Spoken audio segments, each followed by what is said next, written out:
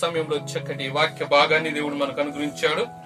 గలతీయులకు రాసిన పత్రిక 4వ అధ్యాయము మొదటి నుంచి ఒక వాక్యాన్ని మనమందరం కలిసి ధ్యానించుకుందాం. గలతీయులకు రాసిన పత్రిక 4వ అధ్యాయము మొదటి నుంచి. మరియు నేను చెప్పునదేమనగా నా వారసుడు అన్నిటికి కర్తయున్నను, బాలుడయున్నంత కాలము అతనికి దాసునికును ఏ భేదము లేదు. తండ్రి చేత నిర్ణయింపబడిన దినమున వచ్చు వరకు అతడు సంరక్షకుల యొక్కయు గృహ నిర్వాహకుల యొక్కయు ఆధీనములో ఉండును. చిన్న ప్రార్థన చేసుకునే వాక్యాన్ని ధ్యానించుకుందాం. మహాపరిశుద్ధుడా, మీ ఘనమైనటువంటి శక్తి కలిగినటువంటి నామానికి వందనములు తండ్రి. ఈ యొక్క వాక్యాన్ని ధ్యానించిన సిద్ధపడి ఉన్న నీ దాసుని నన్ను దర్శించండి. ఈ వాక్యం వినిచున్న నీ యొక్క బిడ్డల హృదయాన్ని తెరిచి ఈ యొక్క వాక్యం అర్థంలో పదిలపరచుకోవడం పన్ను చూపించండి. మీకే లెక్కలేనటువంటి స్తుతులు స్తోత్రాలు చెల్లిస్తూ యేసు పరిశుద్ధ నామమున అడిగి వేడుకొనుచున్నాము తండ్రి, ఆమేన్. దేవునికి స్తోత్రం. సంతోషంగా ఉన్నటువంటి వాళ్ళందరూ కూడా దేవునికి స్తోత్రం. హల్లెలూయా. రైట్, ఈ యొక్క సమయంలో మరి వాక్య భాగంలోకి వెళ్దాం. గలతీయులకు రాసిన పత్రిక 4వ అధ్యాయములో అపోస్తుడైనటువంటి పౌలు గారు ఆ సంఘానికి రాస్తూ చక్కటి వాక్యాన్ని తెలియజేస్తూ ఉంటున్నాడు. ఆ కాలంలో మరి యూదులకు అదే రీతిగా వారి యొక్క యెరూషలేములో ఉన్నటువంటి ప్రజానికానికి అందరికి కూడా ఉన్నటువంటి ఒక నియమము ప్రకారం అదే రీతిగా అదే నియమము మనకు కూడా ఉన్నది. ప్రియ దేవుని బిడ్డలారా, గమనించండి ఈ యొక్క వాక్యాన్ని. అయితే ఇక్కడ ఏమని తెలియజేస్తూ ఉంటున్నాడు అంటే, మరియు నేను చెప్పినదేమనగా వారసుడు అన్నిటికీ కర్త. ఒక ఇంటికి వారసుడు ఉంటే ఆ ఇంట్లో ఉన్నటువంటి ప్రతి దానికి ఆయనే కర్త కదా. వారసుడు కర్త అవుతాడా కాదండి? చిన్నపిల్లలైన నెక్స్ట్ తండ్రి తర్వాత ఎవరు వారసులు అంటే వారికి ఎవరైతే కలిగి ఉంటారో ఆ పిల్లలే వారికి వారసులు. ఆ ఇంటి అన్నిటికీ, ఆస్తులు గాని ఘనతకి గాని ప్రతి ఒక్క దానికి వారసుడు ఎవరంటే వారి యొక్క కుమారుడు అనేసి మనం తెలియచేస్తూ ఉంటాం. అది మరి మనకున్నటువంటి నియమము నిబంధన కూడా అదే. ప్రియ దేవుని బిడ్డలారా, నిజంగా ఇక్కడ చూసినట్లయితే అపోస్తుడైన పౌలు గారు కూడా ఆ గలతీ సంఘానికి రాస్తూ ఉన్నటువంటి మాటలు ఇవి. అయ్యా, మరి మన దగ్గర చూసినట్లయితే మరి వారసుడు అన్నిటికీ కర్త అయినను ఆయనకు ఒక వయసు వచ్చే వరకు సంరక్షకుల చేతిలోనే ఉండాలి. ఆయన దాసుడికి ఆయనకి ఏ భేదం లేదంటూ చక్కటి వాక్యాన్ని ఇక్కడ తెలియజేస్తూ ఉంటారు కదా. ఆ చిన్న పిల్లాడుగా ఉంటే ఆయనకి అన్ని అప్పచెప్తారండి? చెప్తారా? అధికారం ఇస్తారా? వారసుడే అంతే, కానీ అన్నిటి మీద అధికారం ఉండదు ఆయనకి. అన్నిటికీ కర్త ఎంత మాత్రం కూడా ఆయన కానే కాదు.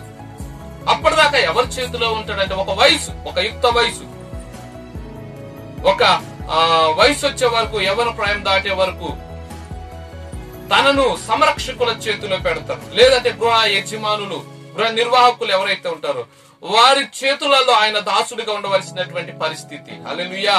అంతేగాని పుట్టిన తర్వాత ఈయనే హక్కుదారుడు కదా అని ఆయనకి అన్ని రాసి ఇచ్చేసి నువ్వే చేయనేసి ఇడిచిపెడతారా? ఎందుకు ఇడిచిపెట్టరు? ఆయన చిన్న పిల్లోడు కనుక కదా, ఆయనకేమి తెలియదు కనుక వారసుడే కాదనట్లేదు. కానీ ఆయనకి పవర్స్ అనేది ఇవ్వరు. ఎప్పుడు ఇస్తారంటే ఒక వయసు అనేది రావాలి ఆయనకి, ఒక సమయం అనేది పడుతూ ఉంటుంది, ఒక కాలం అనేది రావాలి. అలా వచ్చిన తర్వాత ఆయనకు అన్ని కూడా మరి ఆ ఇంటికి కర్తగా ఆయనను ఏం చేస్తారు? బహిరంగంగా ప్రకటిస్తారు. హల్లెలూయా. ఇదిగో ఈ వ్యక్తి ఇక నుంచి యవ్వన ప్రాయంలో పడ్డాడు కాబట్టి, మేజర్ అయ్యాడు కాబట్టి, ఇగో ఈ ఇంటికి కర్త ఈయనే. ఏ పని చేయాలన్నా ఈయనే, దేనికి సంతకం చేయాలన్నా ఈయనే. ఈయన మాట్లాడగలడు, ఈయన చేయగలడు, ఈయన సామర్థ్యం కలిగినటువంటి వాడు అంటేనే గృహానికి అన్నిటికీ కర్తగా చేస్తారు కదా. మన గవర్నమెంట్ రూల్ ప్రకారం కూడా ఏం చేస్తారండి? 18 సంవత్సరాలు 21 సంవత్సరాలు దాటితేనే ఆయన మేజర్ కదా. పురుషులు, స్త్రీలు అయితే 18 సంవత్సరాలు. అదే రీతిగా ఆస్తికి హక్కుదారుడు కావాలంటే మినిమం 25 సంవత్సరాలు ఉండాలి. హల్లెలూయా. ఆయనకి 25 సంవత్సరాలు వచ్చే వరకు కూడా ఆయన దాసుడికి ఆయనకి సమానమే కదా. ఆయన యజమానిగా పిలువబడడు, యజమానిగా పిలువబడడు కానీ వారసుడుగా పిలువబడతాడు. హల్లెలూయా. ఆ ఇంటి మీద ఉన్నటువంటి ఆస్తికి అన్నిటికీ వారసుడిగా పిలువబడతాడు కానీ యజమానిగా పిలువబడదు. వారసుడుగానే ఉంటాడు. ఆయన ఎప్పుడు యజమాని అవుతాడంటే ఆ ఇంటి యజమాని ఎప్పుడైతే ఇగో ఈయన వారసుడు ఇప్పుడు యజమాని అవుతున్నాడు అని ప్రకటిస్తాడు, అప్పుడు అవుతాడు. హల్లెలూయా. ప్రియమైనటువంటి దేవుని బిడ్డలారా, ఎందుకు ఈ వాక్యాన్ని నేను ఈ దినములో తెలియజేస్తూ ఉంటున్నానంటే అపోస్తలుడైనటువంటి పౌలు గారు కూడా వాక్యములో ఉన్నటువంటి మర్మాన్ని ప్రజలకు తెలియచే నిమిత్తము ఈ రీతిగా తెలియజేస్తూ ఉంటున్నారు. మనము కూడా యేసు ప్రభుని ఎరగనప్పుడు, ఆయన వాక్యం సంపూర్ణంగా మనలో లేనప్పుడు మనము కూడా దాసులమే అంటాం. హల్లెలూయా. మనము ఎవరో ఒకరి చేతిలో ఉండాలి కదా. ఎవరైతే మనల్ని నడిపిస్తూ ఉంటున్నారో వారి చేతిలో మనం ఉండాలట. లేదండి నేను యేసు ప్రభుని నమ్మాను కనుక నేను వారసుడను, అంటే నేను యజమానిని, నేను కర్తనైపోయాను, అన్ని నేను చేయగలను అనేటువంటి ఉద్దేశం కలిగి ముందుకు పెట్టగలుగుతాడా? పెట్టలేడు కదా. ఇప్పుడు చిన్నపిల్లాడు వారసుడుగా ఉన్నప్పుడు ఆయన అన్నిటికీ కర్త కదా, అన్నిటి మీద అధికారం ఇస్తారా? ఇవ్వరు. తండ్రి ఎవరైతే ఉంటారో, సంరక్షకుడు ఎవరైతే ఉంటాడో ఆయన చెప్పినట్టు ఈ వారసుడు వినాల్సిందే. హల్లెలూయా. వారసుడు ఆయన చెప్పినట్టు వినాల. సంరక్షకుడు గాని గృహ నిర్వాహకుడు గాని చెప్పేటటువంటి మాటలు వినాల. తండ్రి గాని తల్లి గాని చేతిలో నాన్న నువ్వు ఈ పని చేయంటే ఆ పని చేయాలి, ఈ విధంగా నిలబడంటే ఆ విధంగా నిలబడాలి కదా. ప్రియదేవుని బిడ్డలారా, ఇక్కడ వాక్యంలో కూడా అదే మాటలు తెలియజేస్తుంటాడు. చూడండి 4వ అధ్యాయం, గలతీయులకు రాసిన పత్రిక 4వ అధ్యాయంలో ఇక్కడ చక్కటి మాటలు తెలియజేస్తూ ఉంటున్నాడు. 2వ వచనం నుంచి, తండ్రి చేత నిర్ణయింపబడిన దినము వచ్చే వరకు అతడు సంరక్షకుల ఎక్కువ గృహ నిర్వాహకుల ఎక్కువ ఆ దినములు ఉండును. అటువలే మనమును బాలురమై ఉన్నప్పుడు లోక మూల సంబంధమైన మూల పాఠములకు లోబడి దాసులమై ఉన్నాము. హల్లెలూయా. మనము బాలురుగా ఉన్నప్పుడు అంటే వాక్యములో సంపూర్ణంగా ఎదగనంత వరకు కూడా, వాక్యము పూర్తిగా మనలో లేనప్పుడు ఈ లోకములో ఉన్నటువంటి మూల పాటల వైపు తిరిగి ఆ లోకములో ఉన్నటువంటి మూల పాటలు అనుసరించి ఈ లోకములో ఉన్నటువంటి నియమాలు, నిబంధనలు, ఆచారాలు, అనుచరులు అన్నిటి కూడా పాటిస్తూ వచ్చాం. హల్లెలూయా. ఎందుకంటే అప్పుడు మనకు తెలియదు ఇది చేయాలి ఇది చేయకూడదని కదా. తెలియదు కాబట్టి చేశాము. కానీ ఇప్పుడు ఆ విధంగా చేసే ప్రతి ఒక్కరిని కూడా వాక్యం ఏమని సంబోధిస్తూ ఉంటుంది? సరైనటువంటి మెచ్యూరిటీ లేకోకుండా ఏది చేయాలో ఏది చేయకూడదో తెలియనప్పుడు ఆయన ఏమైపోతాడండి? బాలుడితోనే సంబంధం. నీకు వయసు అయితే ఉంది కానీ అనుభవం లేదంటారు కదా. హల్లెలూయా. చాలా మందికి వయసు ఉంటుంది కానీ అనుభవం ఉండదు. సీనియారిటీ అనేది ఉంటుంది కానీ దాని మీద ఒక అవగాహన అనేది ఉండదు. నడిపించేటటువంటి ఆ యొక్క ఉద్దేశాలు ఆయనలో రావు. కానీ ఆయనను బైబిల్ ఏమని సంబోధిస్తూ ఉంటుంది చూడండి, ఇక్కడ బాలుడు అంటూ. ఈ లోక మూల పాఠముల వైపు తిరిగే ప్రతి ఒక్కరు కూడా దాసులను. హల్లెలూయా. అంటే ఏది మంచిదో, ఏది చెడ్డదో, ఏది న్యాయమైనదో, ఏది అన్యాయమైనదో తెలుసుకోలేనటువంటి స్థితిలో, ఒక మెచ్యూరిటీ అనేది అందించలేనటువంటి స్థితిలో ఉన్నప్పుడు ఆయనకి దాసుడికి సరైనటువంటి లెక్క అనేది లేదు అనేసి తెలియజేస్తుంటారు. అంటే దాసుడు ఆయన ఒకటే అంటున్నాడు. ఎందుకంటే లోకంలో ఏది జరుగుతుందో అది చూసి చేసేవాడు ఇంకా దాసుడే. అర్థమవుతుందండి? అంటే నువ్వు ఇంకా మెచ్యూరిటీ కాలేవు, ఇంకా పూర్తిగా నువ్వు విషయాలు తెలుసుకోలేదని అర్థం. హల్లెలూయా. చూడండి, చాలా మంది దేవుని నమ్ముకుంటారు, వాక్యానుసారంగా నడవడానికి ప్రయత్నం చేస్తారు కానీ నడవలేదు. ఎందుకంటే వాక్యం ఏం తెలియజేస్తుందో వారు వినరు కాబట్టి. వాక్యంలో ఉన్నటువంటి ఆచారాలు, అంటే వాక్యం ఏం చెప్తుంది, ఏ విధంగా నడవమంటుంది, ఏ విధమైనటువంటి ఆచారాలు పాటించమంటుంది అనేది పూర్తిగా అవగాహన రాదు కాబట్టి ఈ లోకంలో వాళ్ళను చూసి వీళ్ళని చూసి చేస్తూ ఉంటారు. హల్లెలూయా. చాలా మంది ఏమంటున్నారంటే అదిగో వాళ్ళు చేసేటట్లుగానే మనం చేద్దామండి అనేసి అంటారు కదా. పలానూరులో చూసాం కదా ఇలా చేశారు కాబట్టి మేము కూడా ఇలా చేస్తామంటారు. అంతేగాని బైబుల్లో ఈ విధంగా రాయబడి ఉంది కాబట్టి మేము ఈ విధంగా చేస్తున్నామని ఎవరైనా చెప్తారండి? ఎందుకు చెప్పారంటే బైబిల్ వాళ్ళకి తెలియదు కాబట్టి. అలాంటి వారిని బైబిల్ ఏమని సంబోధిస్తూ ఉంటుందంటే దాసులు అంటూ. అంటే ఈ మూల పాఠము వైపు, ఈ లోకంలో మూల పాఠాల వైపు వాళ్ళు తిరిగి ఆ విధంగా నడుస్తూ ఉంటున్నారు కాబట్టి. హల్లెలూయా. లోకంలో ఉన్నటువంటి ఆచారాలు పాటిస్తూ ఉంటున్నారు కాబట్టి వారు దాసులు అంటూ ఉంటున్నారు. దాసులు అంటే ఏంటండి? మీకు చాలా సార్లు చెప్పిన ఏంటది? జీతగాడు. ఏంటండి?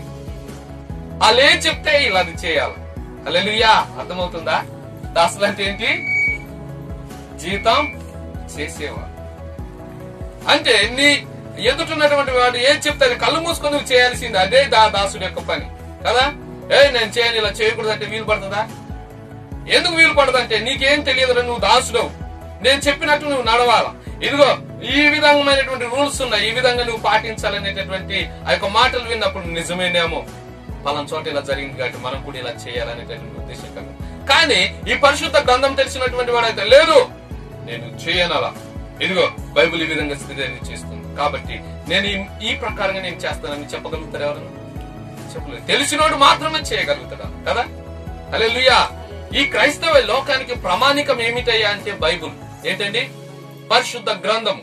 పరిశుద్ధ గ్రంథంలో ప్రభువైనటువంటి యేసుక్రీస్తు నిర్ణయించినటువంటి ఆ శాసనాలను, కట్టడాలను, న్యాయాలను అనుసరించి నడుచుటే గొప్ప భాగ్యం. దేవునికి స్తోత్రం.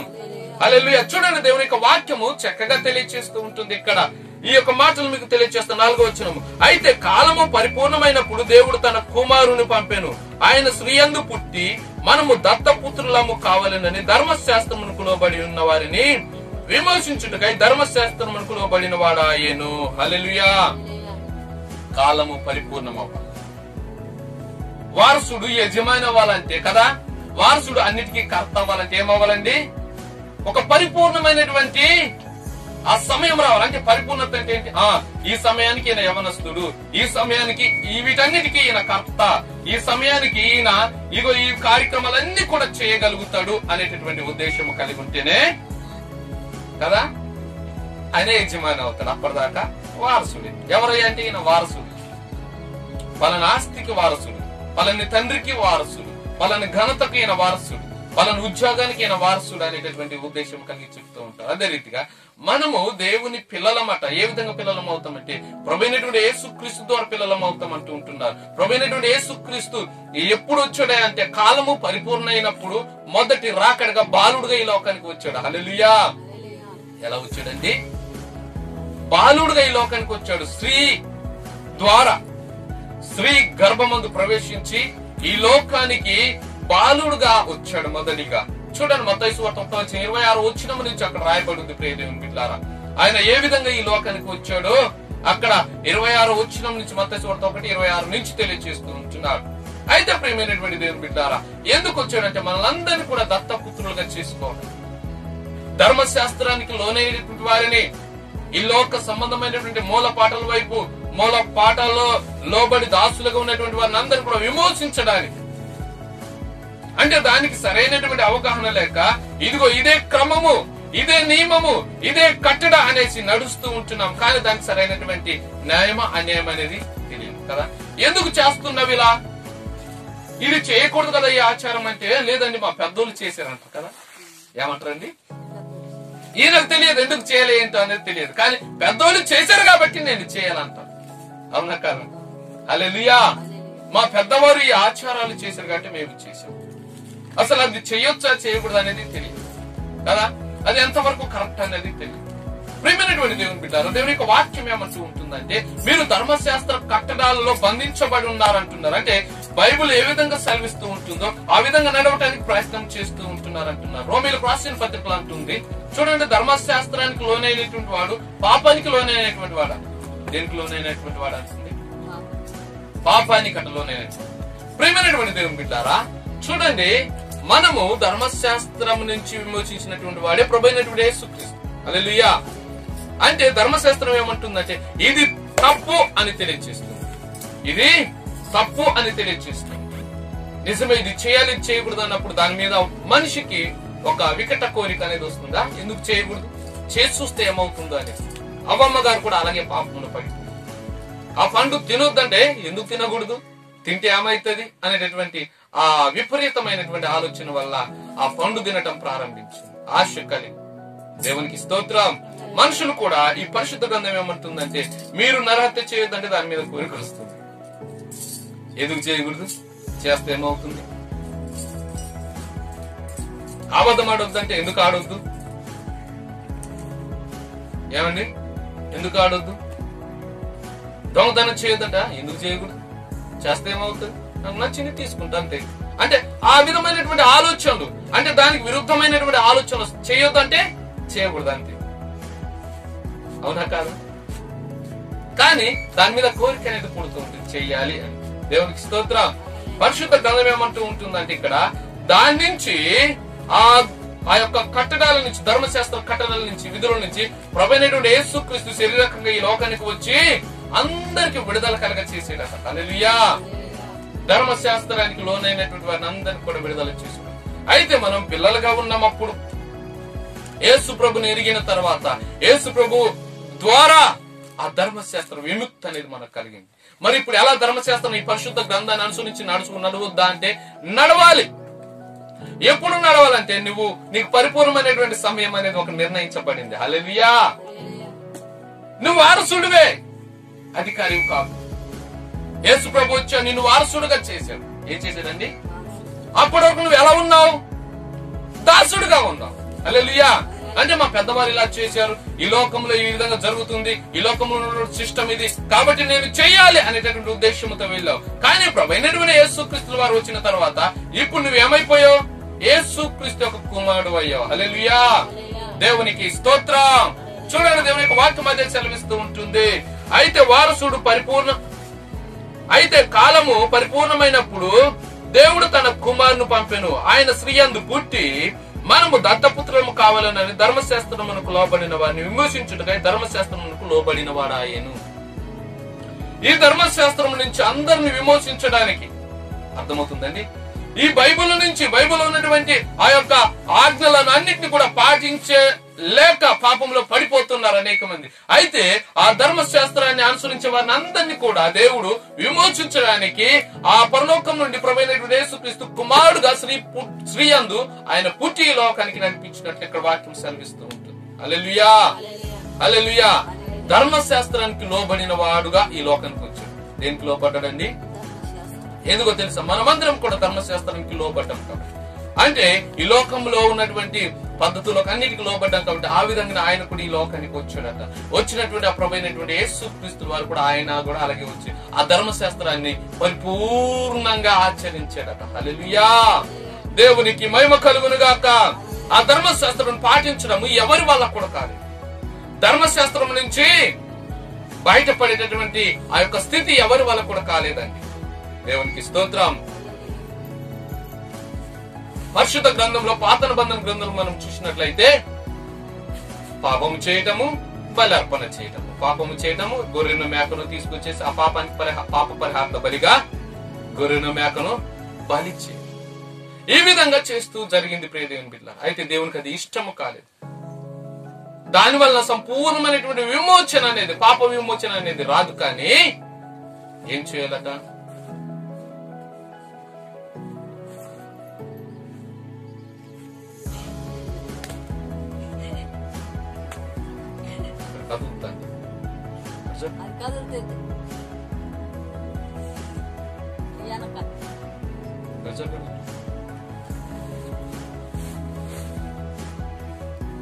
దేవునికి స్తోత్రం. హల్లెలూయా. హల్లెలూయా.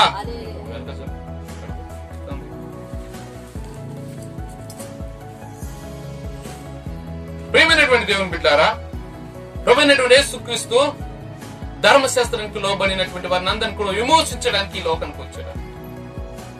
ఇది పాపము అని చెప్పేటటువంటి వారికి అందరు కూడా ఇది పాపము, ఈ విధంగా ఉంది, దానికి లోబడి దాన్ని నిర్వర్తించారు. ఎవరి వల్ల కూడా దాన్ని పాటించడం కాలేదు, కానీ యేసు ప్రభు వల్ల కాదు. దేవునికి స్తోత్రం. హల్లెలూయా. అందుకే దేవుని యొక్క వాక్యము యోహాను సువార్త 1వ అధ్యాయము 14వ వచనములో ఈ విధంగా తెలియజేస్తూ ఉంటున్నాడు. శరీరధారై కృపా సత్య సంపూర్ణుడై వాక్యం అనేటటువంటి శరీరాన్ని ధరించి లోకానికి వచ్చాడట యేసుక్రీస్తు. హల్లెలూయా. చూడండి, యొక్క వాక్యాన్ని మీకు చదివి వినిపించి నేను వాక్యాన్ని ధ్యానించే ప్రయత్నం చేస్తాను. యోహాను సువార్త 1వ అధ్యాయము 14వ వచనం. ఆ వాక్యము శరీరధారై కృపా సత్య సంపూర్ణుడుగా మన మధ్య నివసించును. తండ్రి వలన కలిగిన అద్వితీయ కుమారుని మహిమ వలె మనం ఆయన మహిమను కనుగొంటిమి. హల్లెలూయా. హల్లెలూయా. చూడండి, ఆ వాక్యము అనగా దేవుడి ఆ యొక్క యేసు ప్రభుల వారే వాక్యం అంటూ తెలియజేస్తుంది. ఆయన ఎలా వచ్చాడట? కృపా సత్య సంపూర్ణుడుగా వాక్య రూపంలో ఈ లోకానికి వచ్చి వాక్యాన్ని ఏం చేశాడట అండి? ఈ ధర్మశాస్త్రాన్ని ఏం చేశాడట? పాటించాడట. అందుకనే ఆయన ఏమని సంబోధిస్తుంది బైబిల్ గ్రంథం ఇక్కడ, పరిశుద్ధ గ్రంథము? వాక్య రూపంలో ప్రభువైనటువంటి యేసుక్రీస్తు ఈ లోకానికి వచ్చాడు. హల్లెలూయా. వచ్చి పిల్లలుగా ఉన్నటువంటి వారు అందరిని కూడా ఏం చేశాడట? వారసులుగా చేశాడట. అంటే దాసులుగా ఉన్నటువంటి వారిని, ఎటువంటి వారిని అండి? దాసులందరినీ వారసులుగా చేయడానికి ఈ లోకానికి వచ్చాడు. దేని ద్వారా ఉన్నారు వారు? ఎలా దాసులు అయ్యారంటే పాపానికి లోనైనటువంటి వారు నియమాలను, నిబంధనలను, కట్టడాలను అనుసరించి నడుస్తూ వాటికి లోబడిపోయారు. కాబట్టి వారిని దాసులు అంటూ ఉంటుంది. వాటి నుంచి విముక్తి కలిగించడానికే, ఆ పాపపు దాస్యం నుంచి బయటికి రప్పించడానికే ప్రభువైనటువంటి యేసుక్రీస్తు కుమారుడుగా ఈ లోకానికి వచ్చాడు. ఏ విధంగా వచ్చాడంటే హెబ్రీయులకు రాసిన పత్రిక 2వ అధ్యాయంలో తెలియజేస్తూ ఉంటున్నాడు 14వ వచనంలో, ప్రియ దేవుని బిడ్డలారా, ఆయన పిల్లల వలె శరీర మాంసములను ధరించి ఈ లోకానికి వచ్చాడట. హల్లెలూయా. యేసుక్రీస్తు ఎలా వచ్చాడటండి? చిన్న పిల్లల వలె ఈ లోకానికి వచ్చాడు. ఆయన పిల్లోడుగానే పుట్టాడు కదా, అప్పుడు ప్రత్యక్షం కాలేదు. ఏం ధరించాడట? దేవుడై ఉండి కూడా శరీరాన్ని ధరించాడట. రక్త మాంసాలను ఆయన ధరించాడట ప్రభువైనటువంటి యేసుక్రీస్తు వారు. హల్లెలూయా. ఎవరి కొరకంటే ఈ యొక్క దాస్యములో ఉన్నటువంటి వారిని కూడా స్వతంత్రులుగా చేసి వారసులుగా చేయడానికి. అయితే ఇప్పుడు మనం వారసులమా లేకపోతే యజమానులమా అన్నదే వాక్యము. హల్లెలూయా. మనం ఇప్పుడు తెలుసుకోవాల్సినటువంటి విషయం ఏంటండి?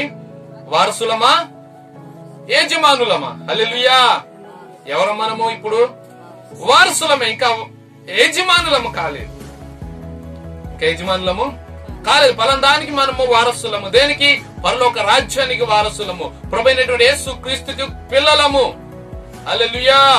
హల్లెలూయా. ఈ సత్యాన్ని తెలుసుకోవాలి ప్రియ దేవుని బిడ్డలారా. ప్రభువైనటువంటి యేసుక్రీస్తు వారికి పిల్లలము.